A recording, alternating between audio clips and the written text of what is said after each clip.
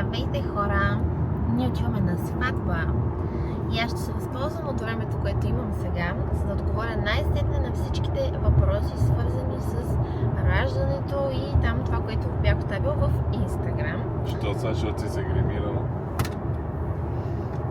Ти можеш да кажеш какво ти искаш, аз ще го изрежда, да знаеш. Така, да, защото съм страхотна в момента, точно Факт, така. има спор, но Да. това е жалко. Ще направя, че не съм тъчна. Така, продължавам. Така, започвам.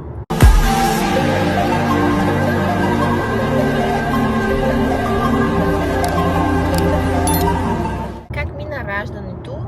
Аз като цяло в видеото от раждането, така доста обстойно обяснявам, но накратко мина добре. Някакси хем ми мина много бързо, хем имам чувство, че беше така доста мъчително болезнено, но много ми мина вече. В смисъл, чисто психически ми мина и ако трябваше да отговоря, може би преди 3 месеца как ми е минало, ще да кажа, че е било ужасно, ужасяващо. Вече ми мина и често казвам, даже се сещам така с едно много ми е миличко. В смисъл, после се чувстваш много готино, защото ти си... Не ще прави второ дете. Не. Няма да. Не си забравила. Не. Защото когато ти родиш и в смисъл, има едно такова чувство на превъзходство и всички са като браво, честито, ти успя. И реално в момента се сещам само за това чувство, как всички така те гледат и те се грижат за теб, а не като след 4 месеца, когато вече не се грижат за теб. Никой не се грижи. Така, шегувам се. Имаше ли след родилна депресия? Не знам дали беше след родилна депресия или не знам, някакъв вид нагаждане, но имах така първите 3 дни след като се прибрахме вкъщи, защото аз в болницата давах Катрин да я гледат жените нощем. Като се прибрахме вече и съответно през нощта се включих и първите 3 дни ми беше така много шоково, но някакси не знам, много шоково ми дойде. Отделно преди факта, че аз си бях казала, че ще работя, ще си продължавам да си се развивам и така нататък и си мислех, че няма какво да ме спре. И в момента, в който се прибрахме с нея и някакси първата нощ беше много критична и после, не знам, много емоции, наистина много плаках. Това е нещо, с което с всяка една жена, която родила, съм си говорила и всичките казват, че много са плакали и явно това е нещо нормално. Като даже повечето ми казваха първите 40 дни е такива неща и аз просто не си представях как 40 дни ще бъда в подобно състояние. Слава Богу, след третия ден просто си казах, Зорница, стягай се. И някак си се успокоих, но тук и майка ми беше месец и половина вкъщи през почти цялото време. Тя много ми помагаше, Дидо съответно много помагаше и това така си оказваше влияние, един вид, че можех да се чувствам все пак като себе си, колкото е възможно. Но да, имаше там нещо, не е яко. Аз дори плаках колко много ми помага Дидо и колко много го обичаме. Така, като ме питаха моите приятелки, ма помага ли ти такова? И аз да. И почвам да плача, защото много го обичам. И положението беше много зле. Като останах сама. Да, в момента, в който той излезеше и аз бях сама с детето, казвам ви, ама директно ми почваха сълзите. Това беше нещо, не знам, супер гадно. В смисъл, като чувство такова, де ти не можеш да го контролираш. Какво беше чувството, когато ти дадоха Катрин? Беше супер странно, искам да ви кажа. Аз не съм от майките, които от първия момент усещат тази, не знам, някакси майчина любов или каквото се нарича. Любов от пръв поглед. Просто обичаш го, защото реално това е нещо твое. Но аз лично не съм се чувствала така толкова привързана в този момент и просто предимно беше едно чувство на облегчение, че всичко приключи, най-сетне и смисъл и двете сме живи и здрави. То си има обяснение, що е така, защото като полагаш грижи за нещо, става все по-ценно и повече го обичаш. Да, това си го казах. Да, ама и ми го казаха ония жените там от магазина. Кои? Двете, дето ни знаят. Там... Ама смисъл след това си отишъл до тях. До Пепко. Да. Ония ден. Те по-зорите пратиха. Благодаря много. Да, аз абсолютно знам, че е така, защото между другото така бях изкучената, когато си го взехме. Просто първия ден аз толкова много го исках и в момента, в който той дойде вкъщи, аз плаках, защото не знам, някакси... Да, просто на мен лично, сега може би повечето хора не са така, може да има много като мен. Трябва трябва да положиш точно усилия за някой, за нещо, за да го почувстваш така вече, че ти е по-скъпо и по-ценно. Но да, чувството беше много, много странно, наистина, защото, не знам, много е странно. Притесняваше ли те нещо относно раждането и отглеждането на Катрин? В интерес на истината, нищо не ме притесняваше до момента, в който тя не тръгна да се ражда и в момента, в който се прибрахме вкъщи. Тогава вече много се притеснявах как ще се справям точно с съчетаването на всичко, нали, което аз искам да продължа да правя и самото отглеждане на детето. Тогава, нали, малко така се шокирах и се притесних, защото аз знаех, че това ще е момент, в който ще трябва да стана по-отговорна, да си разпределям и време и всичко, за да ми се получават нещата, защото то може, просто е много трудно. Стана по-отговорен, но не си разпределя нищо. И по цял ден ме ядоса. Ма чакай малко, те са минали 4 месеца, ако обичаш. Да, има време. Но това е... Или го имаш, или го нямаш. Ама ти то си да от си е... хората, дето закъсняват винаги, мотат се, татара. Аз знам той, що ми се обажда тук в блока. Защото трябва хората да знаят истината. Да, но аз искам да го кажа, че то нищо още не се е случило. В смисъл, аз нито съм стигнала до там, където искам. Нито в момента ежедневието ми е такова, каквото бих искала да бъде, за да го съчетавам с детето. Така че, общо взето, все още сме в период на нагаждане. И то колкото по-нали... В смисъл, предполагам, че хем става по-лесно, хем, нали, може би по-трудно. Зависи много, но да. В някои аспекти, да.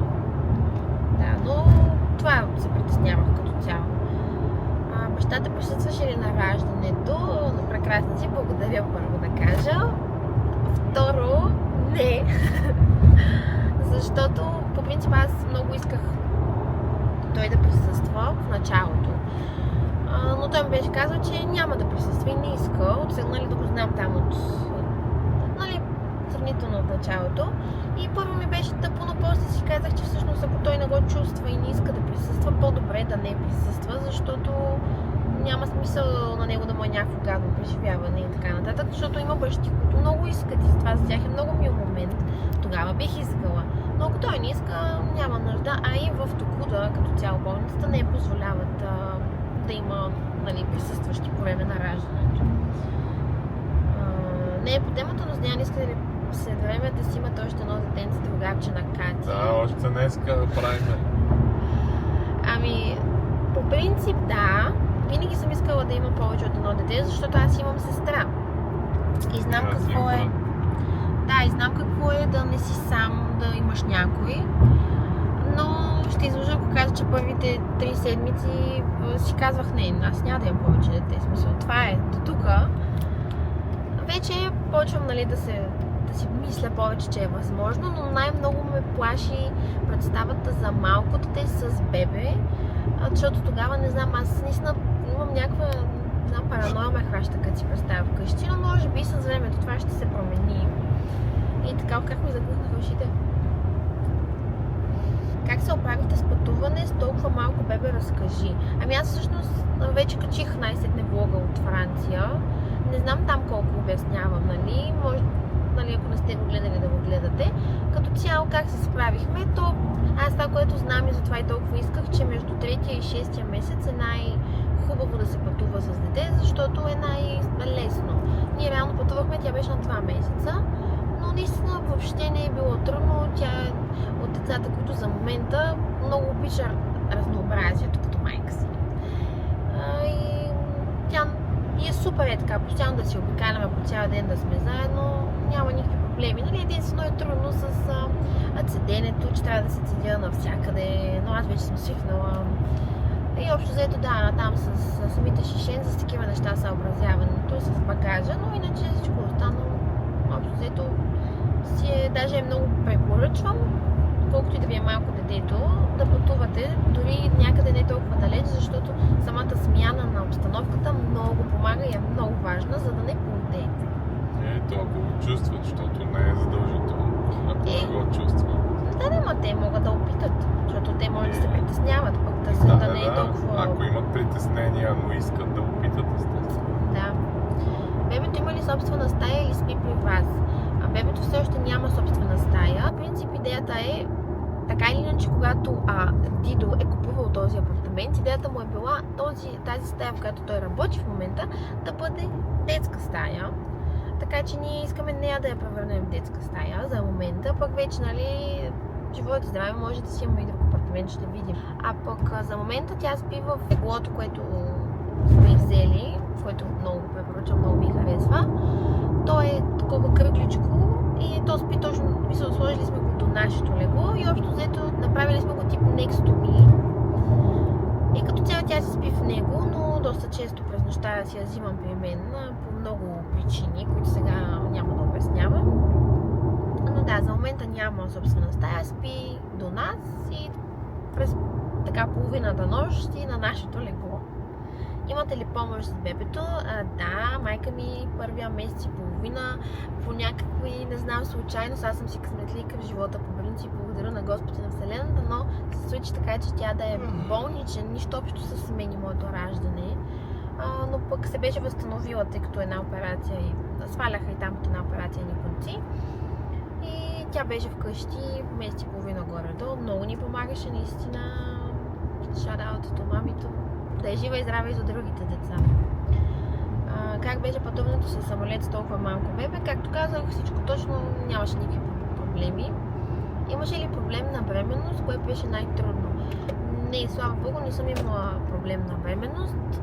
Най-трудно ми беше, имаше едни моменти, в които те бяха някъде втори триместър, може би, към края или по средата, не съм сигурна. Нещо, не знам какво ми се случи, дали защото рязко ми порасна корема, не мога да си обясня до ден днешен, но в период на 2 седмици, може би 3, не съм много сигурна. От почти всичко, което ядях, не знам каква беше тази болка, не знам какво беше това, газове ли са били, не знам, корема ми се стягаше брутално и не мога да ви опиша наистина каква ужасна болка. Толкова силна болка и толкова гадно усещане, че просто нямам сили, доспивам и се, главата ми почва е така да доспивам и се, смисъл. И повръщам директно, смисъл, това ми е най-бързия начин да се успокоя. Кога беше? Някъде беше втория триместър. То почна в Кипър бяхме тогава. И мисля, че тогава почна. Тогава се случи за първ път в Кипър, беше много гадно по средата на града и там просто чакам да дойдат и даже тогава почнахме да ходим спешното и ние всъщност отидохме, но те толкова бяха бавни тея там в болницата и толкова документи и глупости и там ние нямахме тогава карти такива здравни, които вече си направихме за Европа, че то ми помина, имам чувството и аз викам да тръгвам. Като и казах, че трябва да плати 100 евро и мина. Ами то наистина ми взе, че ми помина. Ами не, защото аз си представях как чакам 20 минути, то ми минава, влизам вътре, те ми взимат 100 евро или там колкото и нищо не се случи. Викам, няма смисъл, нали? Аз рано започвам да се чувствам по-добре. Но да, това беше наистина ужасен период и не мога да си обясня какво беше това. Наистина беше много гадно, от почти всичко ми се случваше и аз просто се притеснявах дали така ще бъде до края, защото, нали, знаете, бременните жени, на тях най-якото им е да ядат. И ти в този момент, нали, искаш да си позволиш да си хапваш, да си смесваш всякакви комбинации, да ти е готино. Аз тогава почти всичко, което ядях, много зле ми влияеше наистина и съм стояла и така на тоалетната и се опитвам да повърна. И много кофти период. Това беше единственият и да, не съм имала май друг. Генерално ти беше доста лека бременност. Да, със сигурност. Просто се опитвам да сетя за някакъв друг период, но няма, да. При кой доктор се следеше и при кого роди, доволна ли си от Токуда? Както казах много пъти, следях се при доктор Василев от Токуда и ме изроди доктор Леков.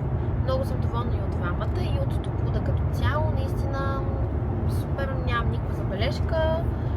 Доктор Василев беше много мил и много добър като проследяващ лекар, но за съжаление така се случи, че той просто не беше тук в този ден. И доктор Леков, нали, съответно ми проведе раждането, много добър, много внимателен и той наистина много съм доволна. Много обичам такива лекари, които са мили, добри, грижовни, а не са някакви, не знам, пренебрежителни. Нали, без значение мъж или жена. Как разбра, че е време да тръгваш към болницата? Ами това беше някакъв див късмет. Аз просто, както разказвам в влога от раждането, сутринта се събудих в 6-7 беше, не помня. изтекли, много малко води. Опитах се да заспя, но не успях, нали, защото все пак вече в главата ми знаех, че ще раждам.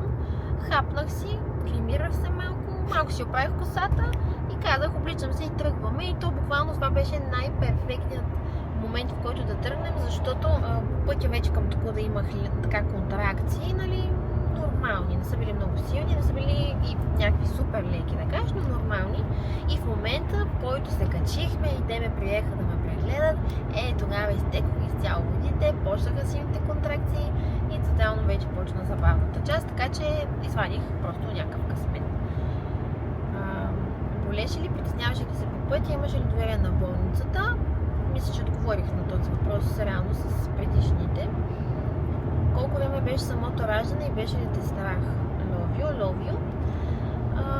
Цялото време, значи те в 9:30 ли тръгнахме, нещо такова.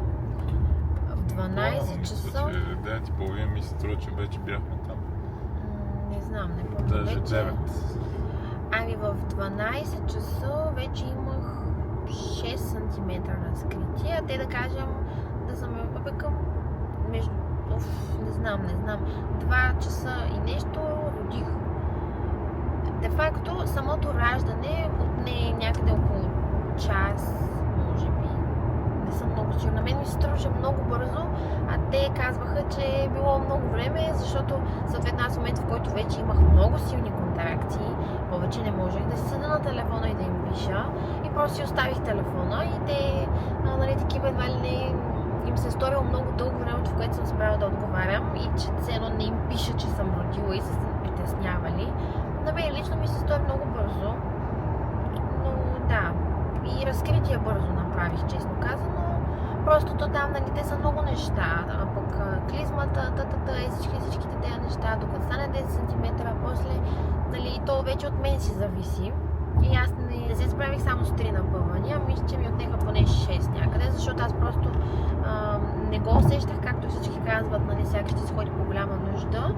Аз усещах болката точно ето тук в корема, там където трябва да се свия. И аз реално не мога да се свия, защото не мога да си причина тая болка. Без да се свия няма как да излезе, нали, но да.